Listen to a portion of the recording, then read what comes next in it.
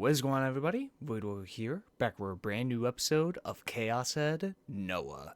Last time we're on, we reached the second ending of Crying Sky, which basically summarized is Takumi going through the multiple horrible murders of New Gen committed by both Suwa and the nurse, and pretty mentally destroyed by it until he's finally brought to Norose, which at the very last moment, he is then brought back and destroys Noah too, and then he is killed by Remy, which we actually see from the perspective of Remy in that instant.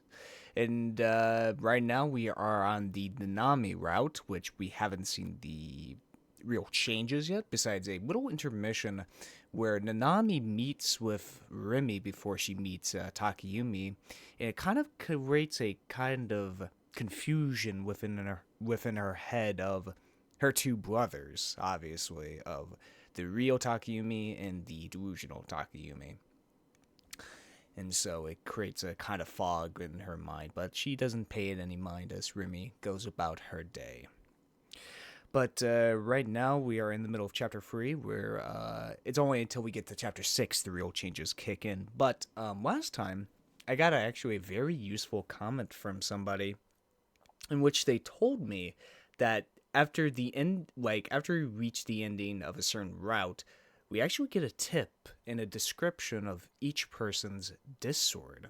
So before I recorded this episode, I was looking through this, right? I'm going through all the tips and be like, okay, which, like, nothing's standing out to me until I clicked on this one. Gentala Scrabula and Water Lily. Both Norose and Takayumi's disc swords, respectively. I haven't read the descriptions yet, but it's very interesting that they don't straight up like tell you like, oh, these are the descriptions of the disc swords. They kind of just like put it next to everything else, so you really don't like, you don't notice it, especially Water Lily. At least with Norose's disc sword name, it's much more unique and stuff like that. But the comment also told me that, yeah, after each route ends, we get a description of this. And also told me that there is actually a extra opening within the tips menu, or the extras menu, that was cut out of this specific patch by the Committee of Zero due to it being too spoilery. I'm not going to watch it now, but eventually I will watch that opening, because it seems kind of interesting, and plus they did say it's like the best science adventure opening, so eventually in the future we'll watch that. But for right now, let's read about this. I'm curious what this has to say. Having lived more than twice as long as the 7 other Gigomaniacs, Norose's disc sword has evolved into a far more brutal, distorted form in proportion to the amount of time he has lived. Oh. The reason why Norose's disc sword has taken on such a hideous form, even without the crucial frictions, is because it is a manifestation of his negative emotions, and at the root of those emotions are his warped beliefs and sense of justice, his desire to rule over the weak, and his hatred for the world. Okay. Interesting. Interesting. So the more... Okay, so the longer you're a Gigomaniac, the more your sword quite literally evolves along with you. And because of Norose's warped view of society and that it needs to be controlled, obviously, is the reason why it's so... His sword is so brutalistic, so spiky, so pointy. That, and he is just older than pretty much everybody else in here, which is pretty much teenagers, right? So... interesting. Okay, that's pretty cool. Okay, Water Willy, which is actually an interesting name for Takayumi's sword. The shape of Takayumi's disc sword represents his pure soul. Its very long design, featuring no ornate decorations, signifies that Takayumi, who until then had only been running away, had begun moving forward, risking his very existence. This edgeless sword severs everything in its path by vaporizing all of it touches in an instant with tremendous heat. Yeah, I feel like that is a perfect description of Takayumi's sword design. It is very simplistic, which I feel like kind of embodies what Takumi is supposed to be, of like, at the very end of the story, the hero finally gets the hero, like, takes a hold of the hero's call. If you guys have any knowledge of the hero's journey structure, you would know what I'm talking about. But, like, basically, it's basically a bunch of steps that illustrate a common structure in many stories, like mythologies and stuff, of the hero's journey. And the starting point of that is the hero's call to action.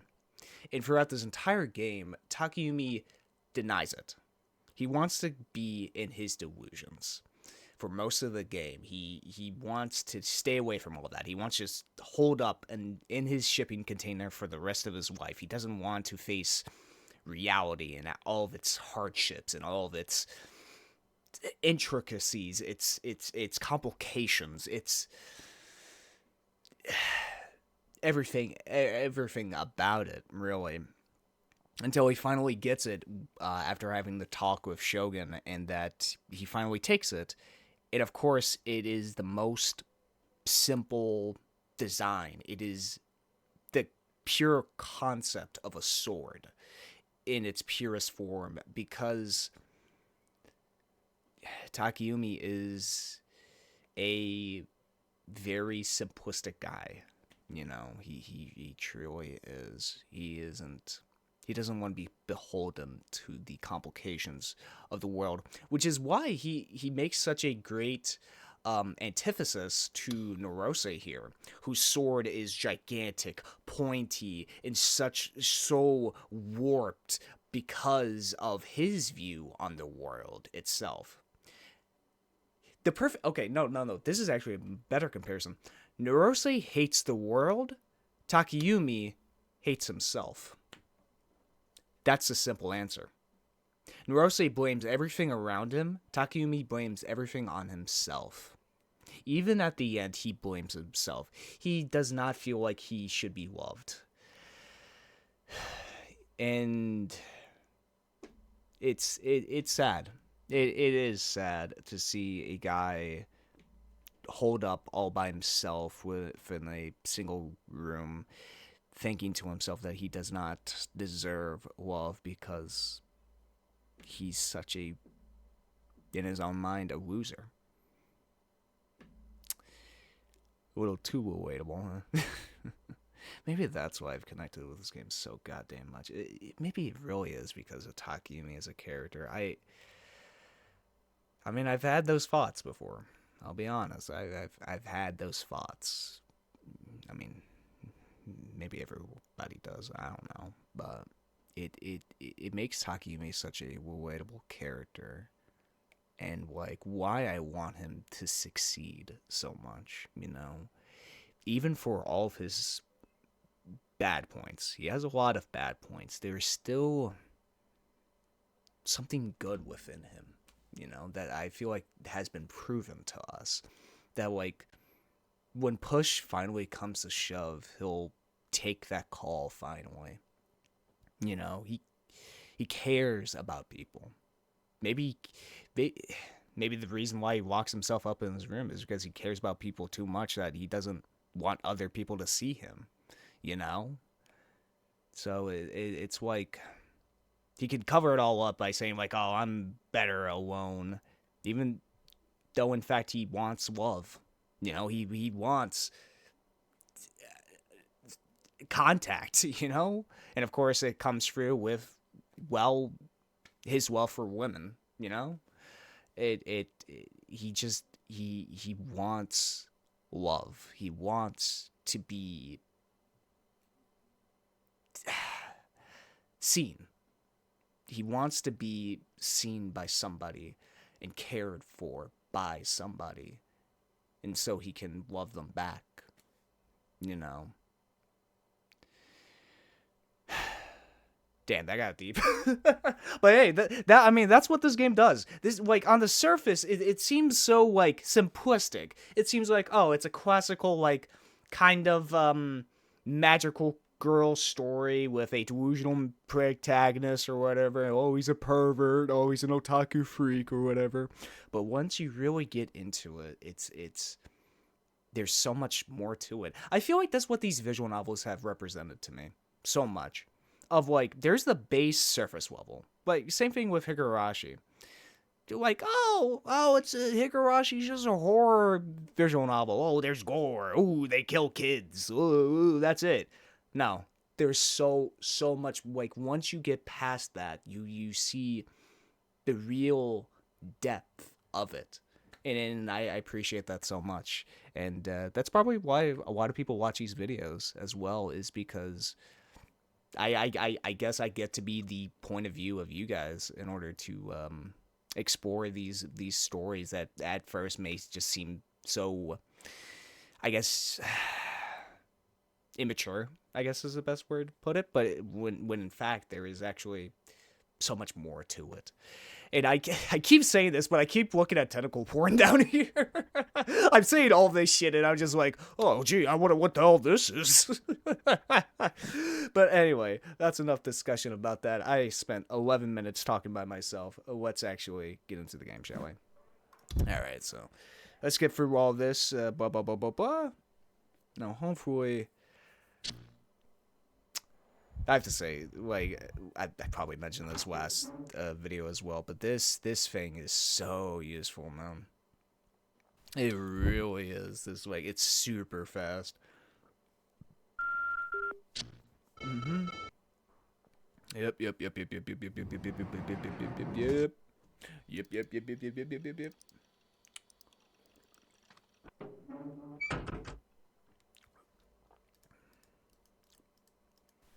I know there is an option in settings to skip the delusions when you're just going through it.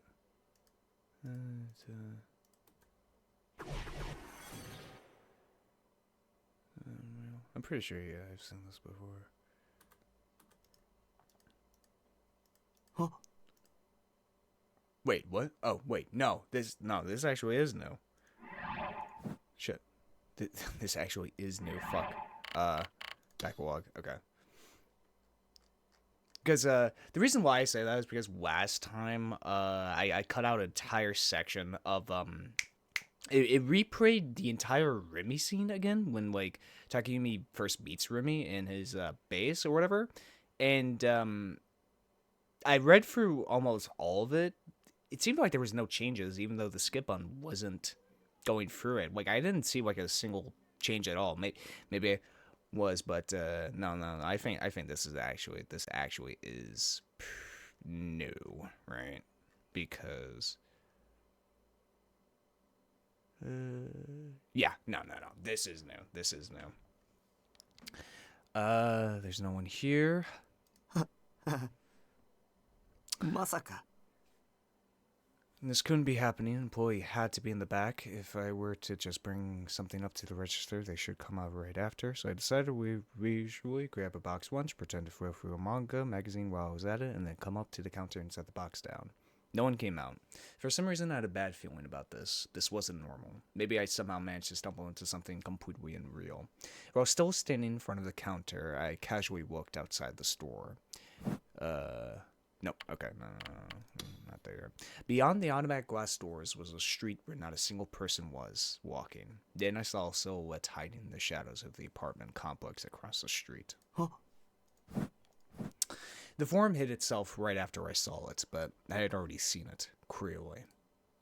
In the silhouette's hand was an object that resembled a long black cylinder. Was that a sniper rifle? Yeah, this is new. Did that mean that the silhouette was a member of the riot police, or maybe the SAT?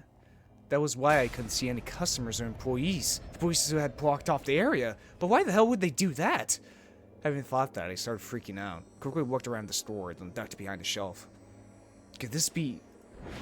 Was there a police standoff happening right now at this very store?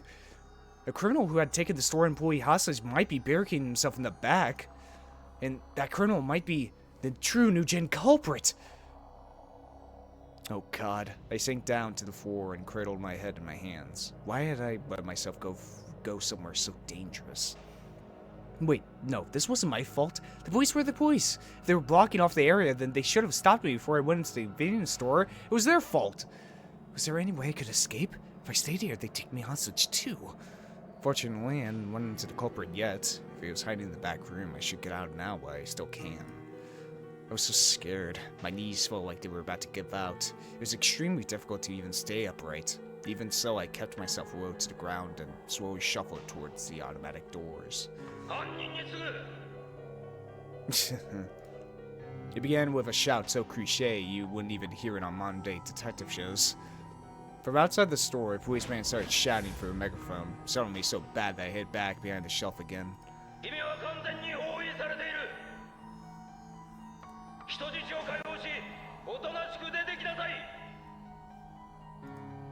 What an incredibly stereotypical way to call out to them. Didn't they have a negotiator or something?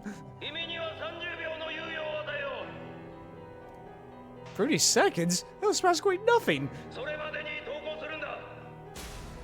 We are going to fire up the fucking store.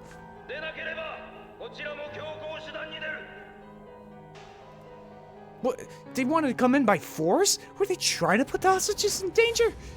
If you did that in modern day Japan, the public and mass media would eat you alive. What the hell were the police thinking? I stayed crouched down on the floor and held my breath. My heart was pounding insanely fast. It felt like my chest was about to burst.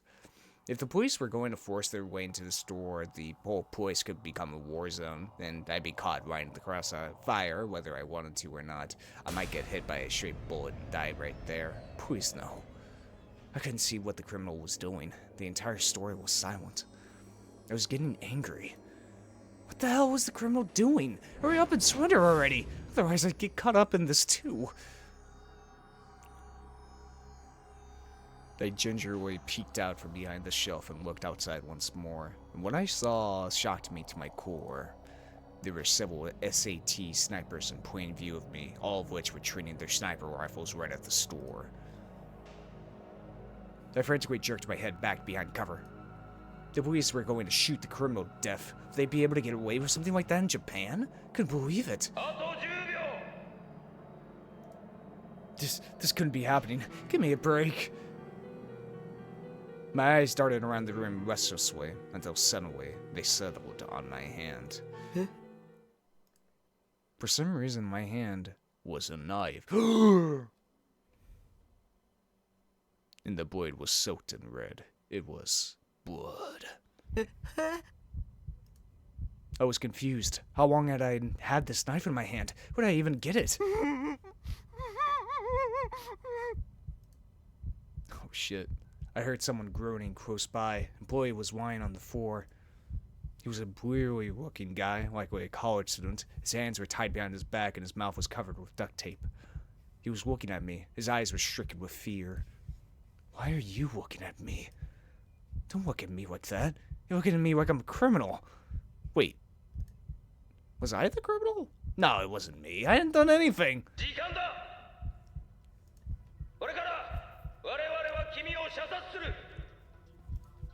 This wasn't happening. This wasn't happening. This wasn't happening.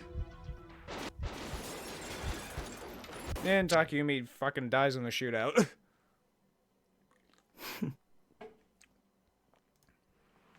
Yeah, the police would never do that. Like, come on, fire, really? This isn't like a standoff as a battle straight out of the Sengoku period or something.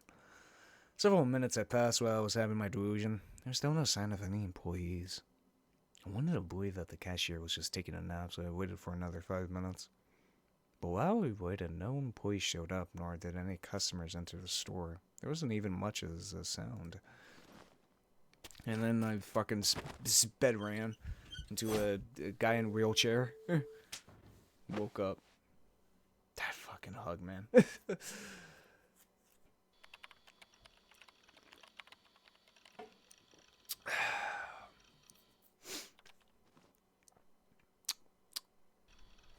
Actually, now I'm thinking about it, Grim having that article makes so much more sense now, considering she is a part of this, and probably send it to Takumi in order to scare him even more into his delusions and stuff like that. When you actually think about it, it makes sense. What? No, the more I thought about it, the more I realized I totally should have predicted it. Oh. I remember that I'd actually seen her here before, on the day we first met. She had been peeking at me from the neighboring room 36. It was pointless to have taken shelter there. How could I have been so careless? Okay. See, little details like that. Like, God, just the amount of variety in this game is actually kind of fucking insane. Like, it really is. It really fucking is. Like, just the amount of, like, variations of, like, delusions going into other delusions across entire chapters and stuff like that, you know? It's wild. It's wild, I have to say. Alright, let's, let's get some fan service up in here. Now it is. Sue, don't murder me in that alleyway.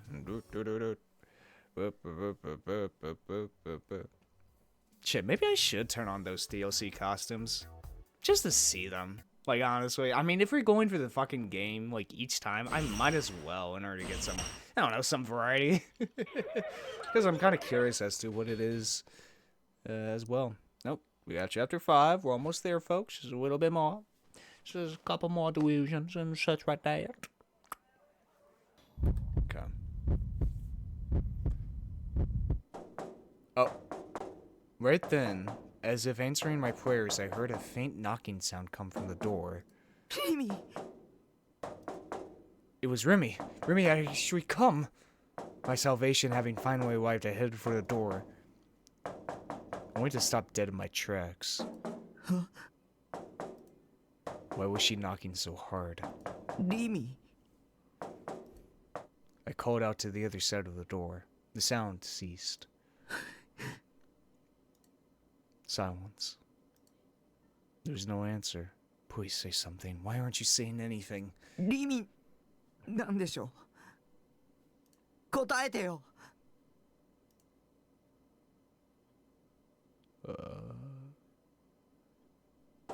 Whoa. Without a reply, the knocking resumed. Was it not Remy? 誰だ誰なんだ Could it be Shogun? Now that was suspicious. All the courage I had mustered to go and open the door had vanished. I slowly drew backward, going back far enough that I ended up tripping over my chair. And as I did, the pounding on the door remained incessant. Someone was knocking on it and they weren't stopping. No, it wasn't just the door. The banging sound was coming from the walls and the ceiling too. Whoever was outside wasn't alone. 誰だよ Unable to bear the terror any longer, I screamed out. Then, as if in response to me, the sound suddenly stopped. I wanted out. I wanted to run. I wanted to run away as far as possible. But how? There was no doubt a group of people outside surrounding the entire container. Oh shit. The sound began echoing again. But this time, it wasn't the sound of knocking. This time, it was the horrifying sound of nails on a chalkboard that made my skin crawl. Not being able to see the other party made it all the more terrifying. I knew it was Shogun who had sent them, but I had no idea what they looked like. I had no idea what the person harassing me from behind these lone tiny walls looked like. My entire body was covered in goosebumps, and the sheer discomfort I was feeling made me even more nauseous than I already was. I covered my ears tightly. やめてやめてよ許してよ Okay, so that was part of that whole thing. When I returned to my senses, I was still in front of the monitor. Shocked, I turned towards the rest of the room. I stayed still and listened carefully. I couldn't hear anything anymore. Had it been just a delusion? For more than 5 minutes, I stayed hyper-aware to everything that was happening outside the container, so frightened that I couldn't even move. In the end, there weren't any signs of anything suspicious, so I opened the door slightly and peeked outside. There was no one there. Had it really just been a delusion? Even if it had been, I was still just as anxious and my heart was beating fast. I looked back at the monitor. Yeah, okay, there I am. Okay, so where's the change at? When is it? When is it, indeed? Oh yeah, the summer thing. お前だな。 Okay. I figured went neutral then good. Then yeah. I could feel Senna's breath on my cheeks. She was so close she could whip out my throat with her teeth just like that. Why was this girl so violent and terrifying? Here we go. 離せこの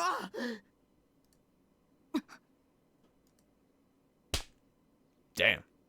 I throwed my arms around it as hard as I could, and I inadvertently ended up smacking Senna on the cheek. The impact sent her backward, and she fell to the ground hard. Damn. She pressed her hand against her head and looked up at me. Long gone was the endless confidence from a few moments ago. All there was now was fear. Her eyes were moist. The slight sight of this never-before vulnerability lit a sadistic fire in me like no other. All the frustration that had been building inside me had at last found a way to escape, and now it could flow out all at once. 僕を舐めるな Oh shit. My words were undeniably aggressive. They were words I would never use, but I had said them to her. And it felt good. Refreshing, even. 悪かった。でも、叩くなんてひどいだろ。Senna looked like she was about to cry, something that only fueled me even more. The way she was slumped down on the floor. Oh god. The way her skirt was hiked farther up on her legs, exposing more of her thigh skin than could normally be seen. The way her long black hair flowed down and spilled outward on the ground. All of it aroused me. All of it. Oh god. 僕がやられてばかりだと思ったのか確かに見た目は明らかに弱そうだもんな僕は明らかなドキュンを相手にするより僕みたいな弱そうなやつをいじめる方が楽だし楽しいだろう調子に乗りやがって僕だってやるときはやるんだぞこのビッチがいつまでも黙ってばかりだと思うなよ I couldn't stop the rage welling inside me. I wanted to mess this arrogant slut up even more. I mean, shit, man. I got on top of Senna, who was still lying on the ground. As I said, still a lot of bad points of Takumi. 何をうるさい Oh boy. I grabbed both her wrists, pinning her down. God. Having walked her in place, she looked up at me from directly beneath me. Until now, she had always been looking down on me. Well, who's looking down on who now, bitch? This feeling of superiority made me almost dizzy. やめろよ。離せ。 Her phrasing was as blunt as ever, but her voice lacked any actual power. Was she crying? Well, she was no match for me, a man, in terms of pure strength. What else could she do? 頼む。こんなことやめろ。お願い。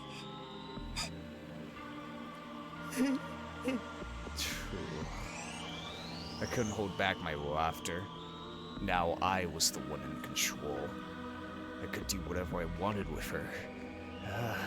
I never knew there existed such a wonderful world. Why hadn't I never done this before? What had I been afraid of? I've been a fool for keeping a fruit so sweet locked away for so long. たっぷり可愛がってやるよ Jeez. おい、無視するな。 Back to reality. When I returned to my senses, instead of being on top of Senna, she was still grabbing me by the chest and pushing me against the playground equipment. I was somewhat confused about how the tables had suddenly turned. その力のことを誰に教わったんだって聞いているんだ。 I didn't remember her asking anything like that. Maybe that scenario from earlier was just a delusion I'd used to escape reality? Maybe? Despite me still trying to wrap my head around the situation, Senna started shaking me violently. 誰からだ、答えろ。 Oh shit. 天聖信仰会とは関係あるのか、ないのか。 The Divine Church of the what now? Shook my head reflexively. I can't breathe. You're choking me. I'm gonna pass out. I'm gonna die. I'm done for.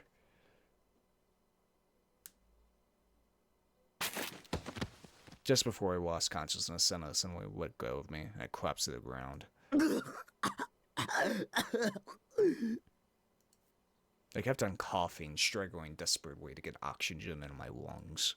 Contrary to the delusion I just had, I was in a hopeless situation. Was Senna my enemy after all? Was she another one of Shogun's underlings? She was, and I had to run away. 関係ないならいい。悪かった。 Noticing my confusion, Senna clicked her tongue lightly, then let out a sigh. And then, without saying another word, she went to leave. Wow. I mean, in this game, you get to see every part of Takumi. You really do. You're in, like, in some games, you're in the protagonist's, like, head. This one, even more so. Oh boy, here we go. Here we go. Here we fucking go. How is this gonna change? I feel like this is the breaking point. Nanami still wasn't answering. Please, pick up the phone already. Oh, she picked up. ななみでしょ。返事しろよ。今どこにいるんだ。大丈夫なの。何か言ってよ。ななみ。 I called out desperately to the other end of the line, but the voice that answered back. 少しは落ち着いたら。 Oh. That voice was Shogun. なんて。 I was horrified. I didn't want to accept it. I called Nanami's phone, but Shogun had answered. Oh, I think this is the point. Completely dumbfounded, it took all I had just to say the same thing I had before. なんで。メールの意味がわからなかったのかな。 Oh. 信じない。こんなの信じない。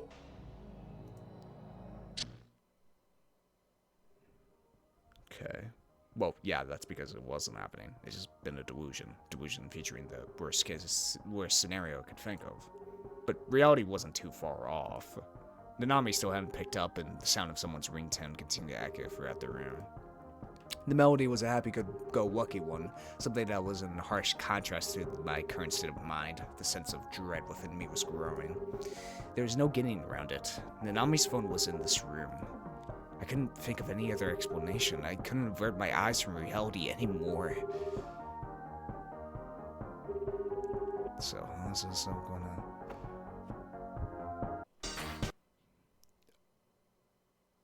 Oh! That's different. That's very fucking different. Lying in the foil was a phone identical to mine. A phone with blood splattered all over it.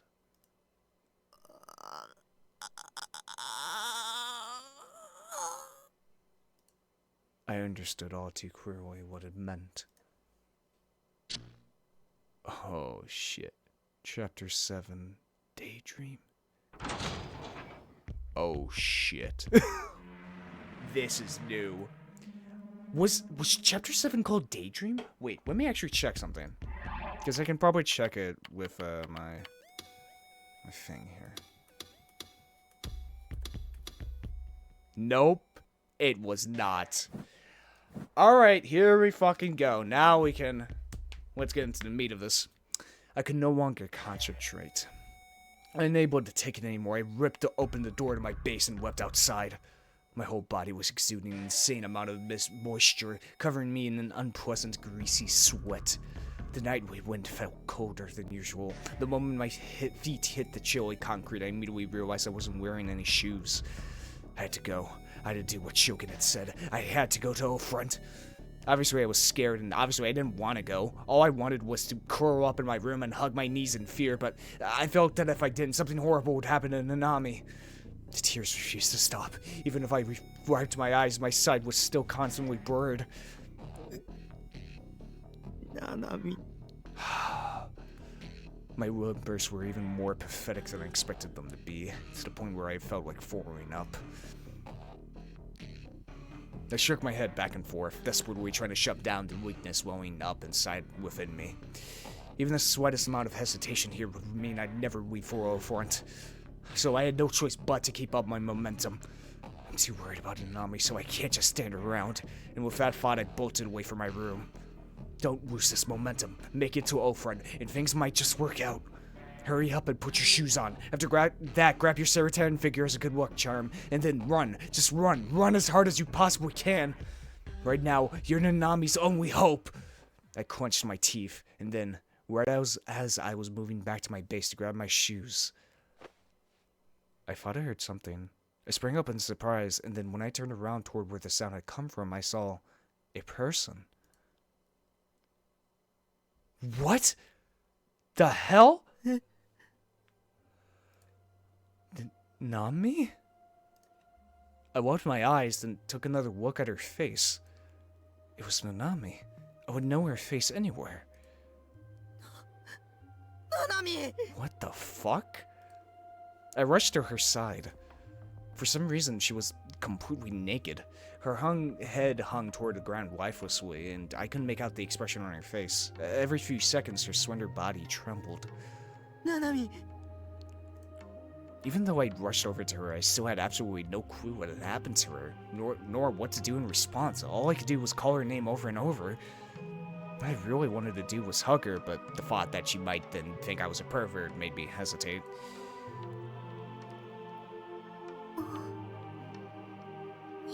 What the fuck? Sluggishly, Nanami's head lifted up toward me. Her face was pale and her lips were somehow worse. Felt like she was on the verge of death. Her eyes were vacant and hollow. And yet, when she worked toward me, I could see large tears spilling from the corners of them. お兄ナナは What? どうしたんだよお前大丈夫なの In response to my questions, she shook her head widely from side to side. ナナはなんでここにいるの What? よく思い出せないよ In any case, I quickly looked her over to see if she was injured. Of course, I didn't want to seem like I was deliberately looking at anything I shouldn't. I mean, it wasn't like I was hot for my blood-related sister or anything. Seeing her naked didn't do anything for me in the slightest. At least she didn't seem injured. Wait, whose blood was on that cell phone? You know what? I just worry about that later. とにかく寒いから中に I held my hand out to her. She was pretty slow to react. The trembling showed no signs of stopping. She looked like a newborn fawn. Nanami grasped my hand. She was cold. So cold, in fact, I intentionally let out a yelp. お前冷えすぎだろ Huh. The chapter's called Daydream. Nanami's confused why she... Well, no, she had her clothes on. Because I was going to say, like, is this a case of, I don't know, Takumi's delusions being able to bring Nanami instantly to him by any means without getting injured? Because obviously her hand wasn't in the bag, so... What the fuck is going on? Bracing myself for her getting mad at me, I touched her bare shoulders. She was cold to the touch. Should I get a hot shower ready for her, or should I make her something hot to drink first? Regardless of which, I could just leave her naked here. This wasn't a situation in which I could care about what she would think.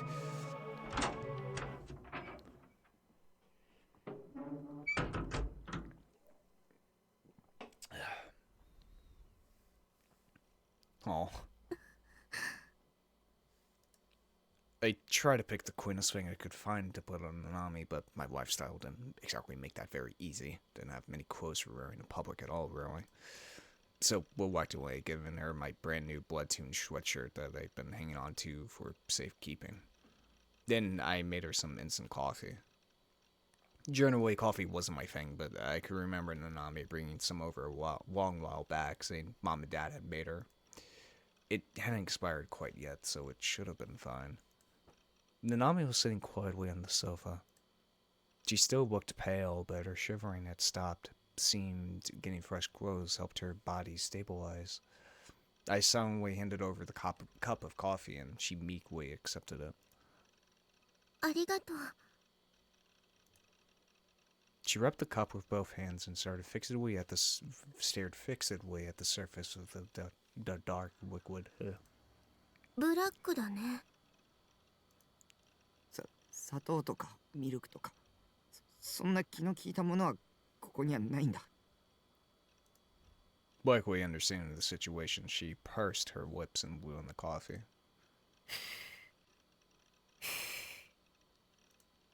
And then she slowly raised the cup to her mouth.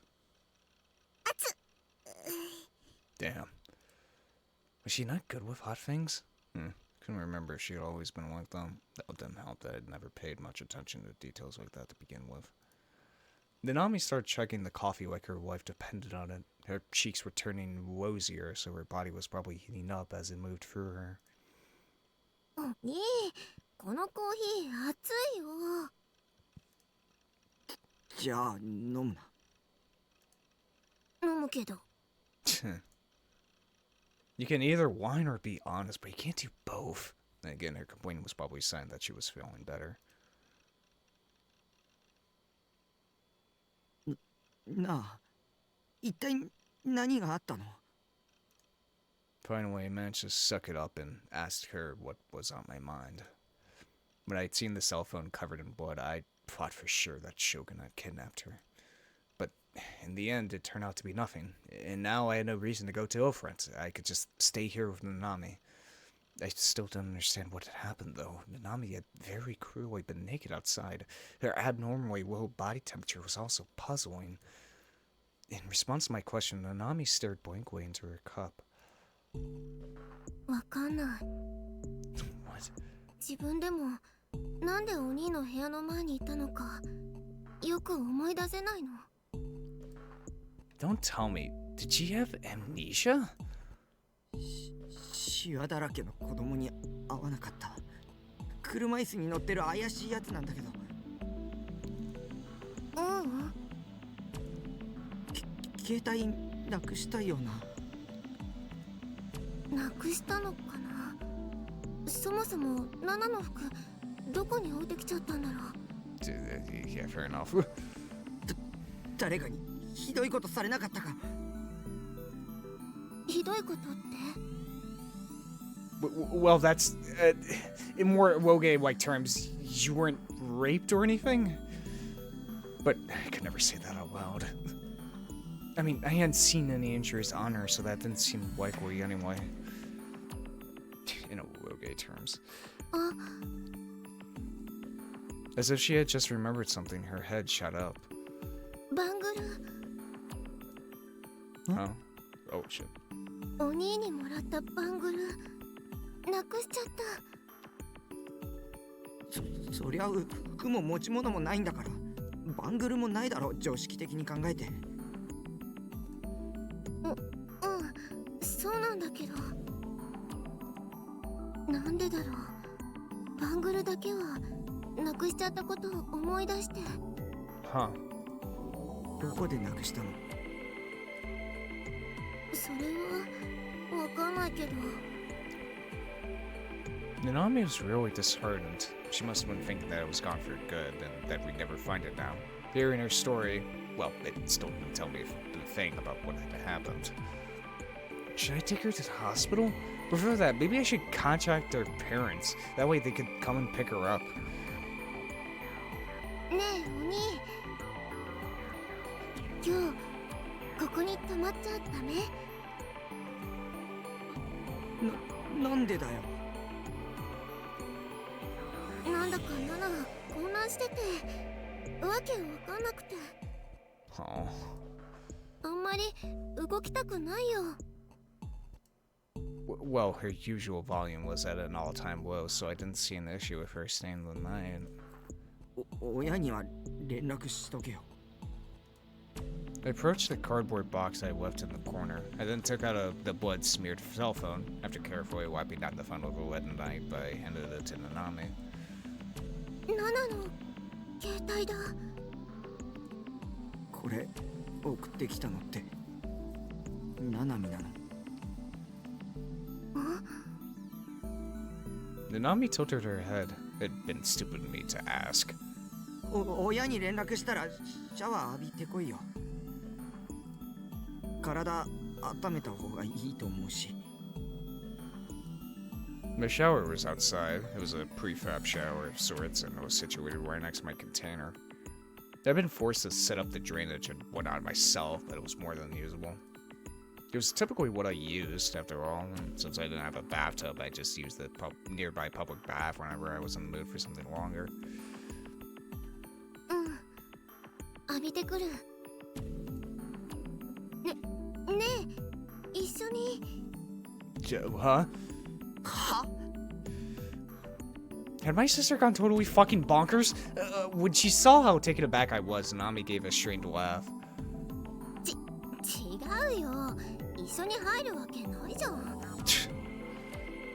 でも一人で外に出るのなんだか怖くて。Okay, I guess that makes sense. Randomly waking up outside completely naked with no idea how you got there or what happened to you, it must be pretty freaky. だからナナがシャワー浴びている間、声が聞こえるところにいてほしいなって。 Also, that is a pretty cool. I actually like that the sweatshirt design. Actually, like, I wonder if they actually sell that. I don't know. ダメかな。 She pointed at me with puppy dog eyes, but all it did was make me groan and turn away. This is bad. She was starting to turn ever so slightly my way. わかったよ。 Since Tsunami was feeling so weak, and just for today, I do the brotherly thing. No. So why the hell did she wake up naked? What the fuck? What was that? In my sleep, I faintly heard a noise. What exactly was it? Where had I heard it before? Oh, I know. It was a cell phone vibrating. Was someone trying to call me? Wait, someone was calling my phone? Something unusual actually happening? Or was it the usual you may pass prank call I've been getting lately? So then no way was I answering it. Passed out for over an hour last time because of how eerie it had been. So I simply ignored the call and tried to fall back asleep. But now that I was aware of the noise, it was even harder than ever to drive it on my mind. Yeah.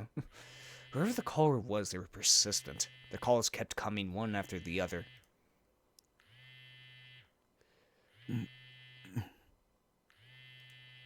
I opened my eyes, only to realize I was lying on the floor. Nanami ought to have been asleep on the couch, and yet she wasn't there. Where had she gone? Bathroom? Or had she cancelled her plans to stay overnight and just headed back home? The cell phone continued vibrating all throughout my weak, groggy attempt at getting up. It had gone on for over 3 minutes now. Answering machine should have kicked in, but I guess I'd forgotten to set it up. Tired of the caller's sheer persistence, I grabbed the cell phone off my PC desk.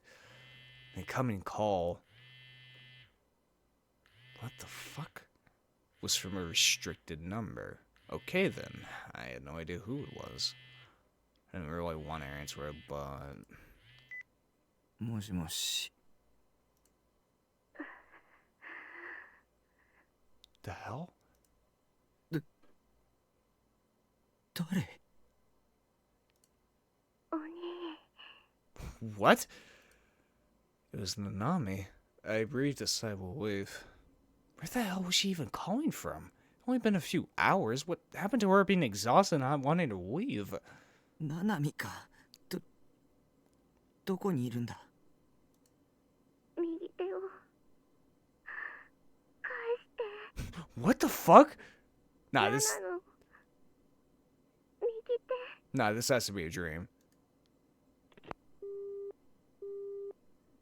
It disconnected. Nothing she said made any sense to me. Shut the fuck up! What the hell kind of break was this? Fuck off, Nanami! God damn it. Felt stupid for even worrying. Since she seemed to be doing just fine now, I guess I didn't need to look for her after all. I was exhausted beyond belief, so I definitely didn't have the energy to deal with pranks. What the fuck does that mean? Give me back my right hand. But that's what happened in the original route. But that didn't happen here. What? What? Lying back down, I tossed the phone away and closed my eyes. What the fuck does that mean? No, seriously, what the fuck does that mean? 朝だよほら起きて起きなさい起きたらおはようのキスしてあげるからさって私何言ってんだろバカバカ今の忘れて God, I love how big Crush is. ちょっといつまで寝てるんさこのボケナス Waking to the sound of Saratan's voice, I noticed Nanami was still absent. She headed home without telling me, or had she gone to school instead? When was the date today, even? Did my attendance chart say this was a school day?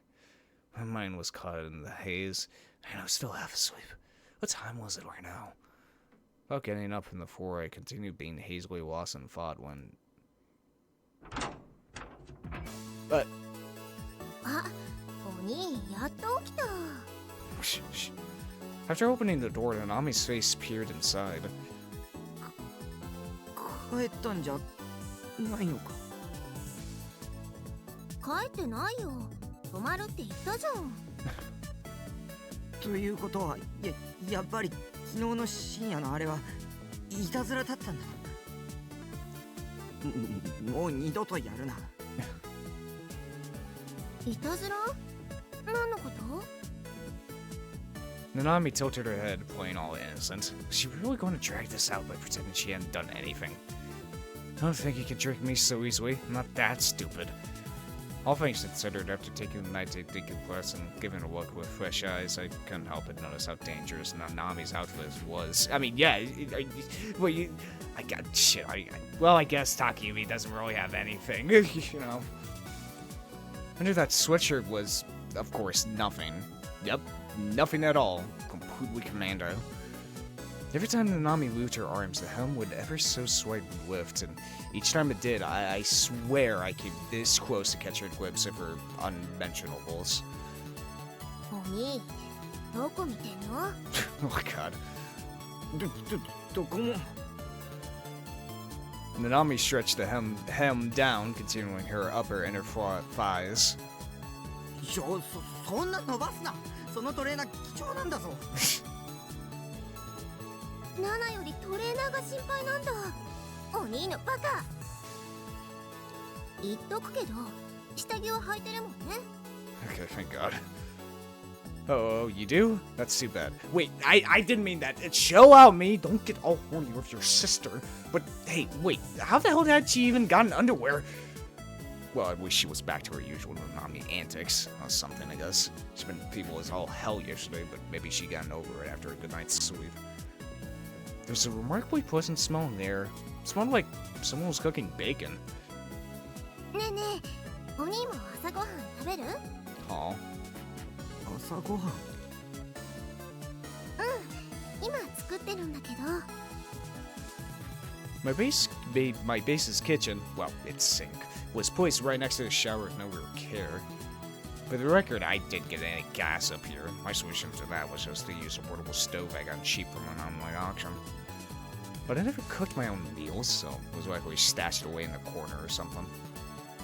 I guess the Nanami must have gone through the trouble of digging out of hiding. What the fuck?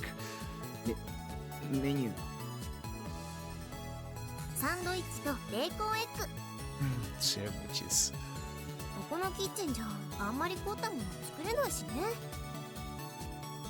それにお兄は貧乏舌だからむしろシンプルなものの方がいいかなって。The typical breakfast was a combo of cola and a bean bun or something. Been real long time since I actually had anything decent. And besides, I can help but level in the bliss that my sister had cooked it herself just for me. In my mind, this definitely made up for yesterday's prank. よしさっさと用意しろ。うわー偉そう。まったく少しは感謝してよね。止めてやったんだからむしろそっちが感謝しろよ。それもそうかも。じゃあ一応感謝感謝。 I assumed she was going to bow her head to me, but she didn't end up doing that. Instead, Nanami headed straight back outside with a smile on her face. お兄、外で食べようよ。折りたたみ式のテーブルあったでしょ。それ持ってきて。 Damn it, I never ever putting a guy that just woken up to work. I did this, but the food sucked. She was gonna have hell to pay. This is nice. I like this a lot. This is very nice. I like this so much. I still can't get over last episode. Those descriptions of the fucking murders. Oh my god, this is so nice. Oh, it's so nice for me, for my mental state. This is nice. I set up a small folding table and some chairs. Got used to camping and whatnot, and waited about 5 minutes. When Nanami finally finished making the food, she carried it over to the table and sat down. At the very least, it looked pretty appealing. Nanami had been our mom's helper in the kitchen for as long as I could remember. Suffice it to say, her cooking skills were pretty passable. Well, she was definitely lucky, because if she sucked at cooking, she wouldn't be able to pull the sheepish smile and be oops-a-daisy, tee-hee. Only 2D girls have that right. And really go soft if my pretty sister did that IRL. Hell, I probably never talked to her again. Nanami flashed a smile as she sat down next to me. なんで隣に座るんだよ。 She was really close. Our shoulders were almost touching.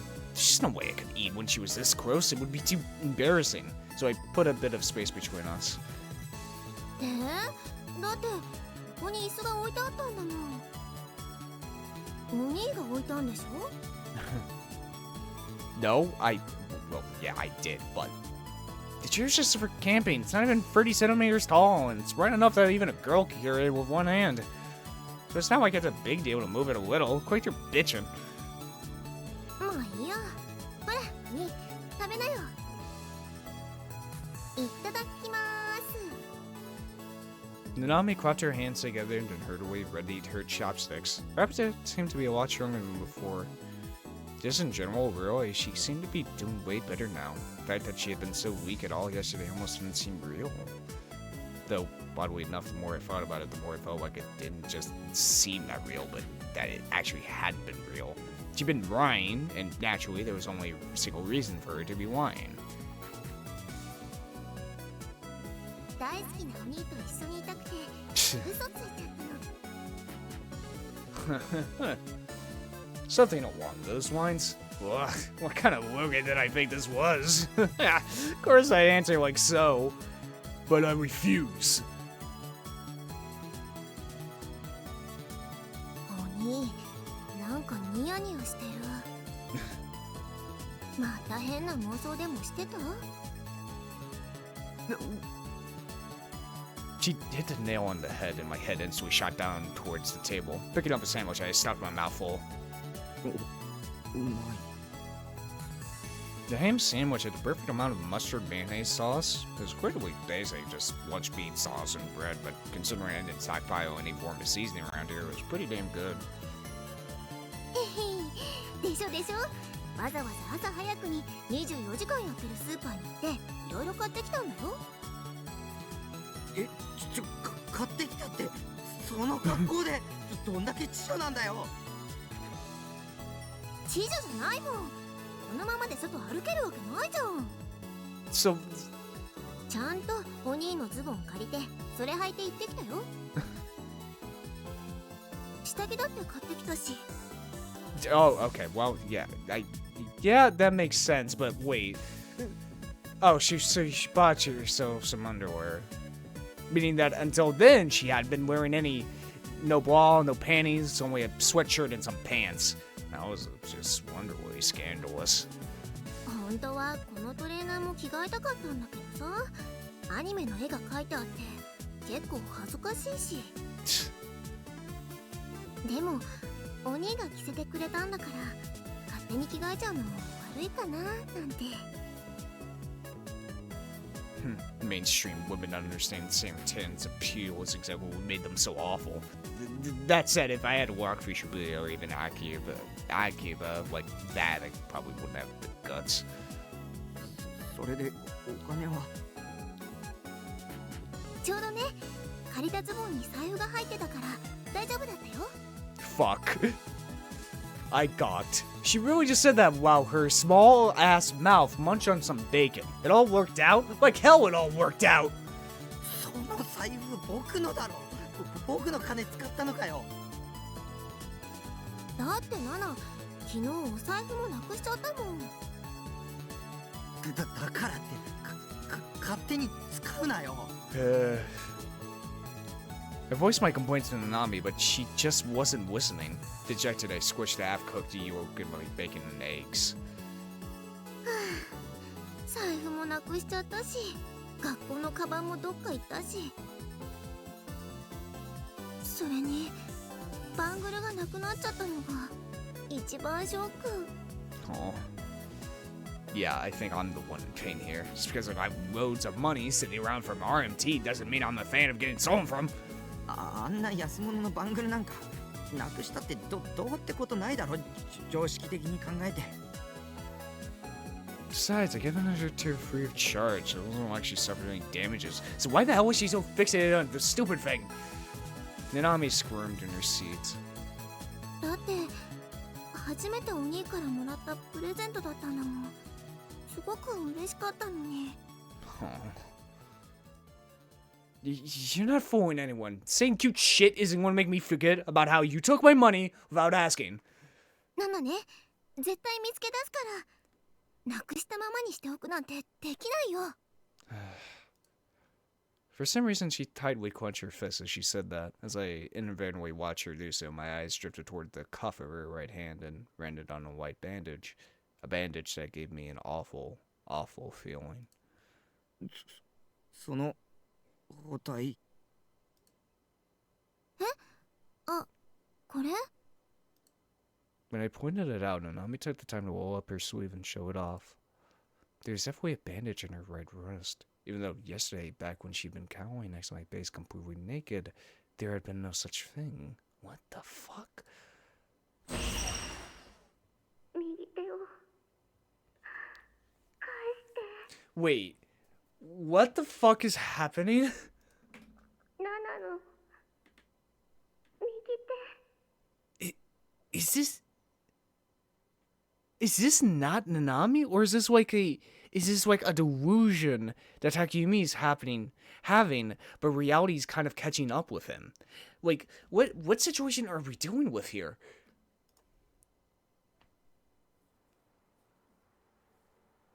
Oh, I see. This was a continuation of yesterday's plank, wasn't it? Pretty damn elaborate plan. What the hell was she trying to accomplish, though? そんな包帯外せよ。いたずらにしたって悪趣味だよ。いたずらなんかじゃないよ。朝起きてから右手がちょっとズキズキするの。 What? 原因はわかんないけど、とりあえず包帯買って巻いたんだ。 What? ズキズキ痛むのに包帯だけ巻いたって意味ないだろ。包帯だけなわけないじゃん。ちゃんと湿布も貼ったよ。 Huh. So, I think I have an idea of what's happening here. Something changed, obviously. Now we're in a new route, but like, this is not how things are supposed to go, right? Every ending, so, aka the two endings we've had, Takumi is lying on the ground, gets stabbed by Remy, right? That's always been the same. And really, there was nothing in the routes that really differentiated all that much. Even the second ending, there was not much change besides Suwa torturing Takumi with the murders, right? But he still ended up at the same place. Here, we actually get something different. We see Nanami meet Remy earlier. Now we have her up here naked for some reason. And the next day, her right hand's wrist starts to throb. What I think is happening is that everything in the first route is supposed to happen. It is fated to happen. It is fated that Takumi destroys Noah 2, even in the worst case scenario. Even though he was completely tortured, destroyed, his mind completely utterly destroyed, Takumi still destroys Noah 2. Like, he still is stabbed by Remy, right? Everything is fated to happen. So I think what we're seeing here is that if there's any differences at all, the universe is trying to correct it here. Maybe I'm going on a maybe this is not true at all, but like that's where my headspace is right now. Like, this is a fatalism type of story that everything that has happened will happen, no matter what. Or maybe I'm just crazy. I don't know. だったら湿布だけでいいじゃないか。わざわざ包帯を巻く意味がわからない。そうだけど、ほら、病は気からって言うし。What are you even trying to say? I'm pretty sure you reversed those. いいから取れよ。 Despite the fact that I was acting rude on the outside and also gulping down my sandwich, on the inside my heart was pounding on my chest. That was probably just overthinking things, but if the phone call from Nanami yesterday had been a prank, then Nanami being sick really had just been an act, and in reality something really bad was going on with her, something she was trying to hide from me. もう、ほんとわがままなお兄だな。Despite looking where we walked in, Nanami undid the bandage. I was confused by her surprising obedience. Guess I really had just been overthinking things. Looking away from her arm for a second, I brought some bacon and eggs in my mouth. はい、取ったよ。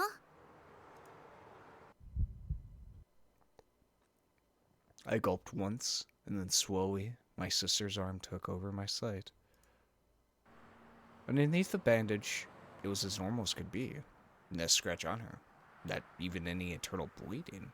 She even bothered to take off the red compass off, even though I hadn't asked her to. I grabbed Nanami's hand and brought my face in for a closer inspection. お兄？傷なんてない。何にもない。あるなんて一言も言ってないよ。ズキズキするんだって説明したじゃん。 Oh, I guess you did. I knew I just been overthinking things. I guess that email yesterday from Shogun had still been on my mind, leading me to freak out at anything even remotely suspicious. Wait, what the fuck? くそー、お前の腕湿布さ。I couldn't help but grimace as I let go of Nanami's arm.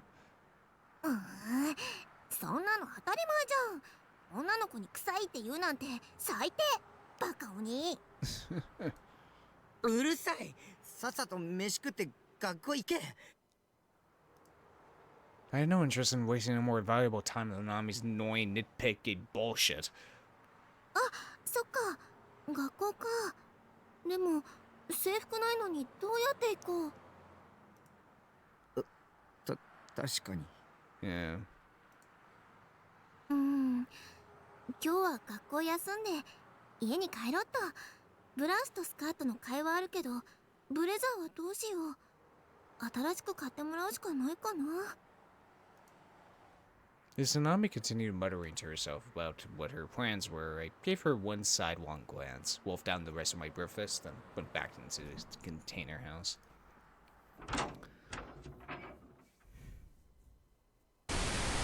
Whoa, what the hell? 28日未明、渋谷区小東の路上で男性の変死体が発見されました。Six incident. 被害者は練馬区に住む橋谷康之さん31歳で、死因は異物を喉に詰まらせたことによる窒息死とみられています。Oh god. 被害者の口にはハサミで細かく切り刻まれた大量の布が詰め込まれており、また胃の中からも同様の布が多数見つかりました。 Wait, what? Wait. 警察の発表によりますと、布は渋谷区にある私立水明学園の女子冬用制服である可能性が高いとのことです。No, this is different. This is different. 水明学園は現場から徒歩で3分ほどの距離にあり、警察では事件との関連を調べています。 Huh. A new murder. Another new case. And since it couldn't have just been a normal murder, girl's winter uniform from sumo had been cut up with scissors, jammed into the victim's throat, choking him.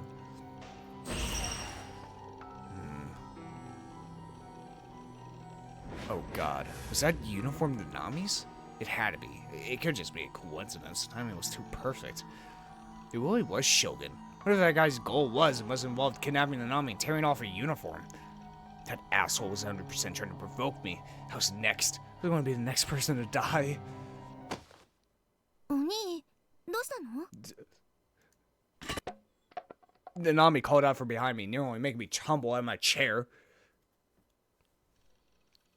顔色悪いみたいだけど。ナナミ、 I reached a hand out to Nanami. 僕は殺される。 Oh.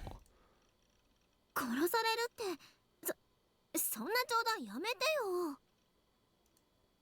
本当なんだ。間違いない。あいつは次こそ僕を狙ってくる。ナナミごめん、僕のせいであいつはお前のこと誘拐して。僕はどうすれば。怖いよ。 As pathetic as it was to do this in front of my sister, my heart couldn't take it anymore. I wanted a queen to someone who could protect me. I hadn't heard a thing from Remy Waidway. Elise was hospitalized. There wasn't anyone else to protect me. But right as I thought that, Nanami gently took hold of my outstretched hand. もう本当にはダメだな。一人じゃ何にもできないんだから。Oh. きっとゲームのやりすぎで疲れてるんだよ。今日はパソコンはやらずにソファーで横になってた方がいいよ。僕を一人にしないで。わかったから。お兄を一人になんかしないよ。本当。昨日はナナがお兄に優しくしてもらったから、そのお礼。Oh. ナナミ。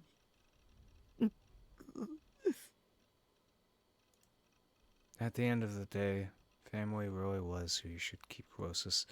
Whenever you actually needed something, everyone else would disappear on you. They were useless where it actually mattered. The only thing that could well and truly support me in my time of need was family. Oh god, is every one of these WoWs going to be like Takumi clinging to a certain girl? Oh, it is, isn't it? Oh, that's what it is. Oh, God. This game's going to destroy me. Nanami lending me a hand was such a relief I could barely keep myself from bursting into tears. I clung to Nanami's hand. 甘えん坊だね、お兄って。これじゃあナナがお姉さんで、お兄が弟みたいだよ。うるさいな。はいはい、よしよし。 Nanami jokingly patted my head. He might have only been a bit of messing around to Nanami, but to me right now, the feeling was immensely comforting. ななみ、頼みがある。何？ その、 Normally, Nanami, I only ever got into arguments, so it was pretty embarrassing to ask her for a favor, but I couldn't bring myself to care about that right now. 今日も、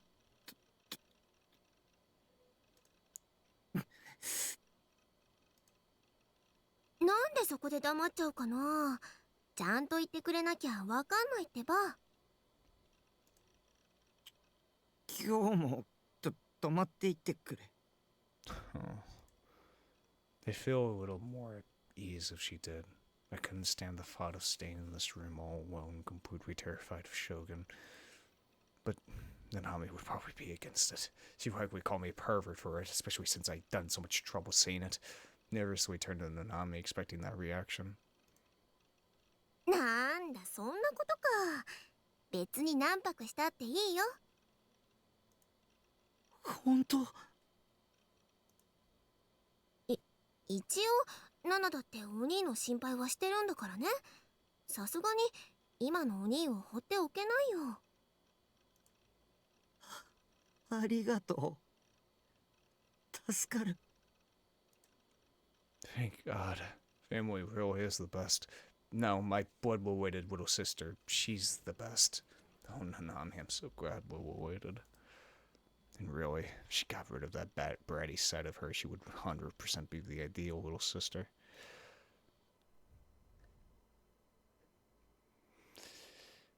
Oh yeah, that's the, yeah. God damn it. God damn it. As I said at the beginning, that's what these rats are really gonna be, huh? Yeah, okay. Takumi trying to cling to somebody. Oh boy. Nanami wasn't coming back. Earlier around noon, Nanami had gone to get clothes from home, as well as something to eat while she was out. With a carefree wave of her hand, she'd given me a beat back soon and left. 8 hours had passed since then. I hadn't gone online or even watched BreadTube. I simply sat on the couch, doing nothing but waiting for Nanami to come back. Ever since she left, I've been crutching my phone tightly, checking it every passing minute for any emails or calls from Nanami. Though I tried calling from my aunt, all I ever get was messaging that the signal hadn't gone through or that her phone was off. Why wasn't she coming back? Had her parents said something to her? If so, what would it have been? It doesn't matter if you two are siblings. Boys and girls your age shouldn't be staying in the same tiny room overnight, or something. Sounds about right. No. Maybe they were just giving her hell over losing her uniform. When I thought about it for a second, I realized that Nanami would have been wandering the streets of Shibuya totally nude from before arriving on my base. To put it bluntly, this was actually pretty serious. It wouldn't surprise me if it turned into an outright criminal case. Because of that, I wouldn't put it past our parents to freak out and call the police in a panic. But what if she had... What if none of that was it? What if it was actually so much worse? What if this time, while Nanami was heading home, Shogun, or maybe his underling Yuo, had kidnapped her? And if that wasn't bad enough, what if they already killed her? The possibility of having another email from Shogun made me too scared to check my inbox at all. ナナミ、僕を一人にしないで。Please hurry and come back. Until I finally calm back down, I want you to forget all about school and stay by my side the whole time. Maybe possibly that, but she disappeared on me. If you disappeared, Nanami, I...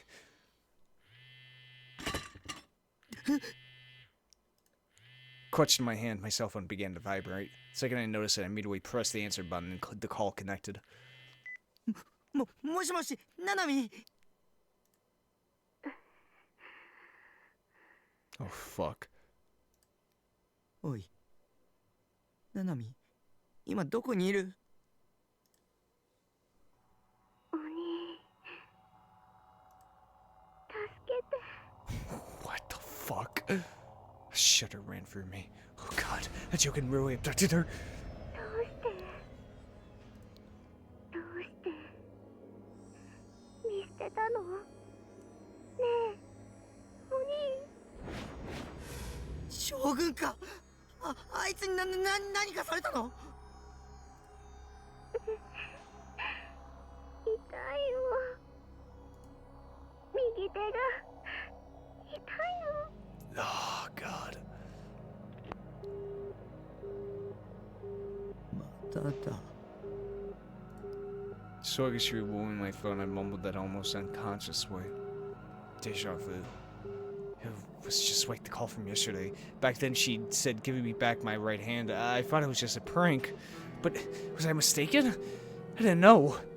I cowered in place on my head. Nanami, just where are you? Please come back already.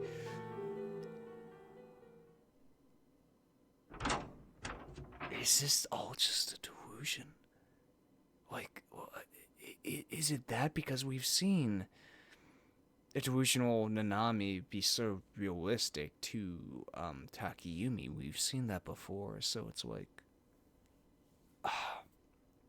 staggering. I aimlessly made my way outside.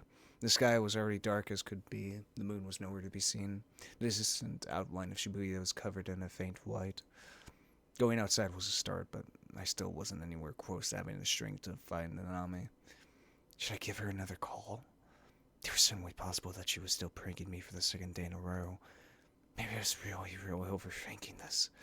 お兄、何してんの？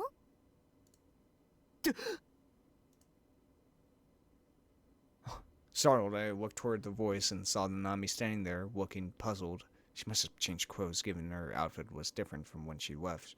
She also had a shopping bag in her hand. お前、今までどこに？ごめんね、遅くなっちゃって。お母さんと一緒に新しい制服を買いに行ってたら、こんな時間になっちゃった。 That was the best answer I could have hoped for. Though, even then, one thing still bothered me. さっきの電話は？電話って？ああ、メールで送れるって伝えておけばよかったね。そうじゃなくて、電話してきただろ。僕の携帯に。してないよ。お兄、ボケボケだね。 Nanami's answer seemed pretty relaxed. This conversation was just beyond off. Talk about dissonance. それより、今日の晩ご飯、なんだと思う？ひひ、なんと、ハンバーグだよ。ナナの手作りだよ。これから作るから、お兄も手伝ってね。待てよ。電話したよな。右手を返せとか言ったよな。もう、しつこい。言ってないってば。誰かと間違えてるんじゃないの？ What the fuck is real? What's not? I don't know. I mean, the chapter is called Daydream. It's a fucking delusion. What am I talking about? Oh, goddamn. Oh, goddamn it. Oh, no, you can't do this to me again. You can't. Oh, goddamn it. Do I already know the twist before it happens? But still, man, you can't do this to me. You can't fucking do this to me, dude. You can't. God damn, these fucking visual novels and their fucking brother-sister relationships. It always makes me fucking cry. God damn it. Putting on a very clearly sullen face, Nanami stormed into the container in a pout. Was I being deceived? It didn't really seem like it. Not to mention Nanami wasn't really the type to pull such shit-tier pranks. Or at least that was how I remembered her being. So, what was that phone call then? Another one of Shogun's traps? Right then I felt a chill on the nape of my neck. Just like I was being watched. Whose eyes are those eyes? Oh shit, man.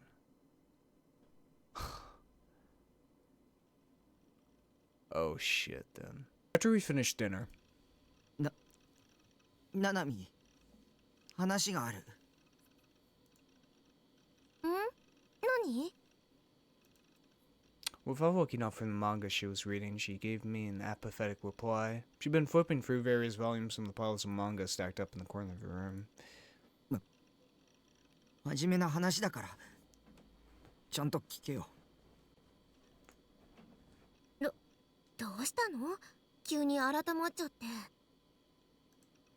Perplexed, she closed the manga, straightened her back, and faced me.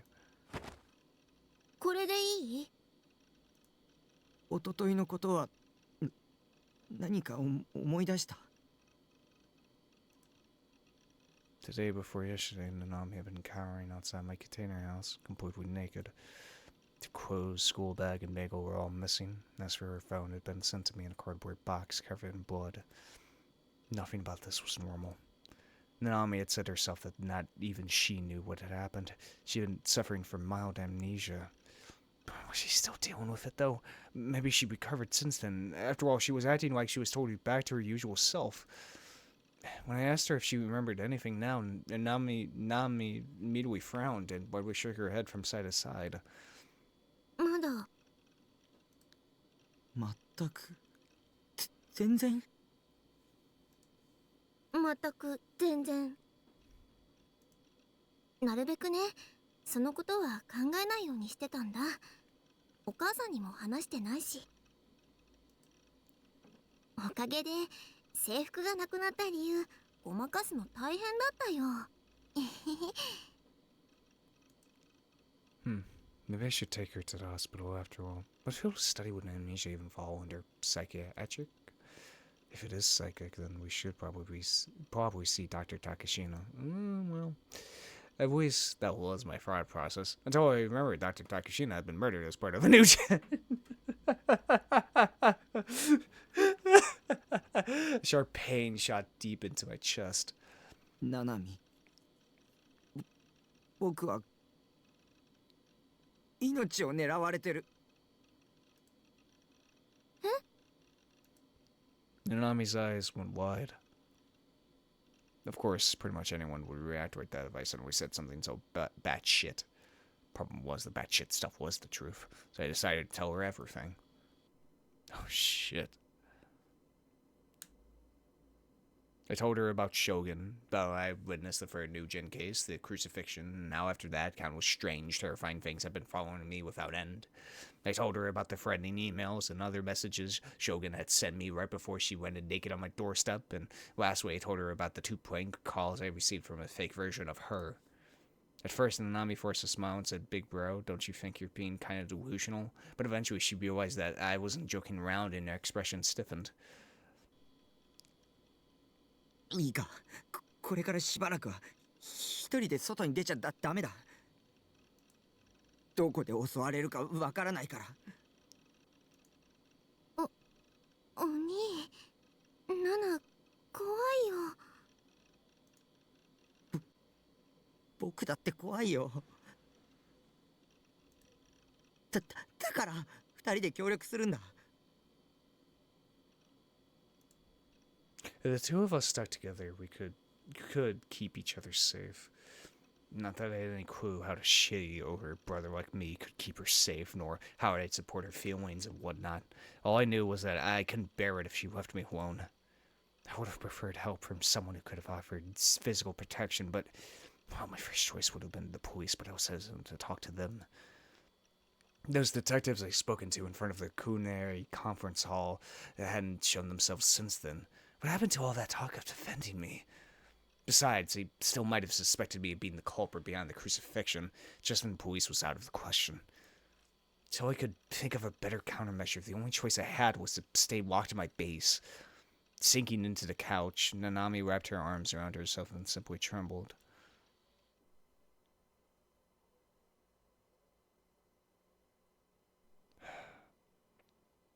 Sitting on the couch myself, I stared idly at the Saratan poster hanging above my PC. The room was completely clean now.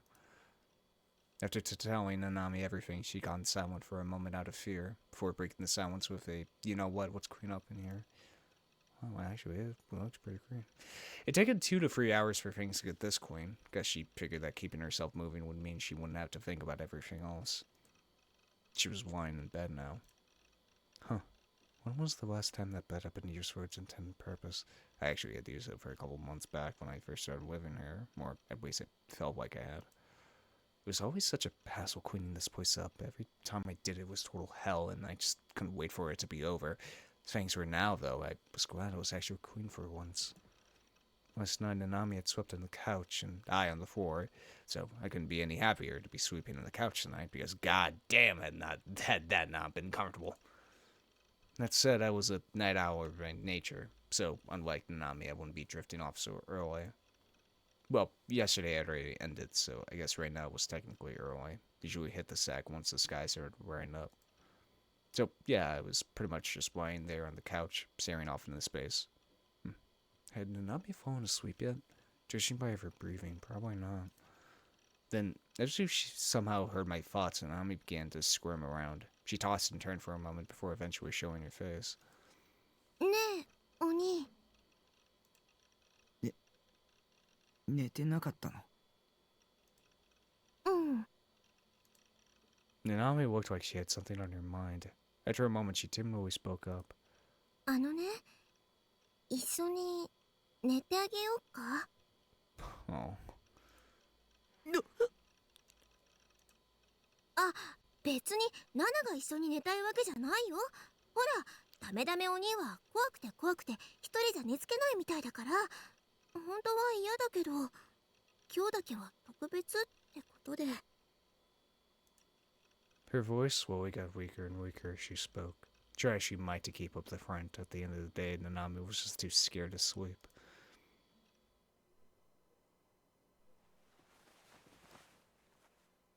Oh. So, that was how I ended up in this situation. もしいやらしいことしたら本気で怒るからね。するわけないだろ。わかんないじゃん。ついムラムラしちゃったりするんじゃないの？しないって言ってるだろ。妹にムラムラなんかできるか。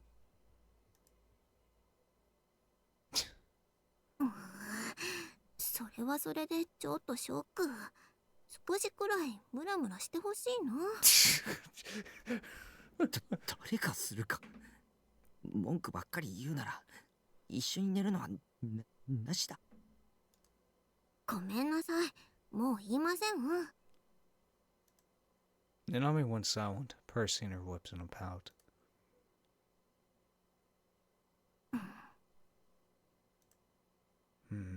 This was way more embarrassing than I anticipated.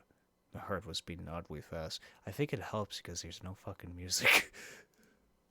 Sure, she was my sister, but never once had I ever been this close to a free girl. Not to mention we were literally sleeping in the same bed. I audibly said I wasn't ever going to get turned on, but the truth was, that'd been a lie. Frankly speaking, I was already borderline. God, why does Nanami have to be staring at me? Close your eyes already. Don't look, it's embarrassing. なんだか変な感じだね。ねえ、お兄はナナのこと鬱陶しいって思ってる？え？思ってるんだ。I mean, she was right, I did. She was a brat. She was always yapping on and on about dumb shit, and she was always finding some way to interfere with my life. I suppose it was way more fitting to say that I used to think of her that way. For the past couple of days or so, I've been spending more and more time with her. And during that time, even when she was feeling so incredibly weak, she still put on a smile and put up with a pathetic person like me. When I thought of it that way, it made me start to think that my sister was generally a source of comfort to me. Maybe even a really big one. 思ってないよ。別に思われたって平気だよ。ただね、勘違いしてほしくないんだけど、ナナはお兄のこと嫌いなわけじゃないからね。Where the hell did that come from? お兄って前入院してたでしょ？それで入院はしてない。 Oh shit. 通院してただけだ。嘘、入院してたじゃん。してない。お前の勘違い。そうだっけ？けど、とにかくお兄が学校も行けなくて大変だった時にナナがしっかりしなくちゃって思うようになったの。いつもお兄に口うるさくあれこれ言ってたのだってそういう理由なんだよ。お兄が嫌いだったからとかじゃないよ。昔はお兄が病院に行くようになる前はナナはいつもお兄に甘えてたよね。お兄はナナにとっては頼りになるお兄だった。お兄のこと大好きだった。Past tense, huh? だから今度はナナがしっかりして少しでもお兄の負担にならないようにしてお兄の役に立とうと思って。あんまり役に立ててたかどうかわかんないけどダメな兄貴でごめん。 Maybe it was because of where it was, but for whatever reason, it was easy to say things I wouldn't normally say. 気にしないでいいよ。兄弟だもん。それにナナは昔の頼りがいのあるお兄のことも知ってるし。どんなにダメでもナナはお兄のこと嫌いになんてならないからね。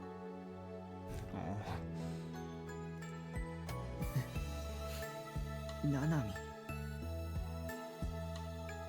So that was how Nanami felt. I was incredibly happy. At this point, I would never stop kicking myself for thinking that having a 3D sister would suck ass. Having a sister, having Nanami was a blessing. でも今日はちょっとだけ甘えてもいい？さっきは強がり言っちゃったけど本当はね、一人で横になってるとどんどん怖い想像ばっかりしちゃうんだ。だからお兄に甘えたかったの。安心したかったの。Oh, nestling her body up against mine, Nanami buried her face in my chest. She smelled really nice. ずっとこうしたかったんだ。ずっとお兄に甘えたかったんだ。I couldn't help but embrace her slender body. I then hugged her tighter, then tighter. As long as I had Nanami, nothing else mattered. I didn't need Seritan. I didn't need people bowing down to me in ESO. All I needed was Nanami, a girl of flesh and blood, a girl who always had me on her mind. And there we go. There's the thing that Takumi wants. Feeling her warmth on my skin, putting my mind entirely at ease. Next thing I knew, I was falling into a deep, gentle sleep.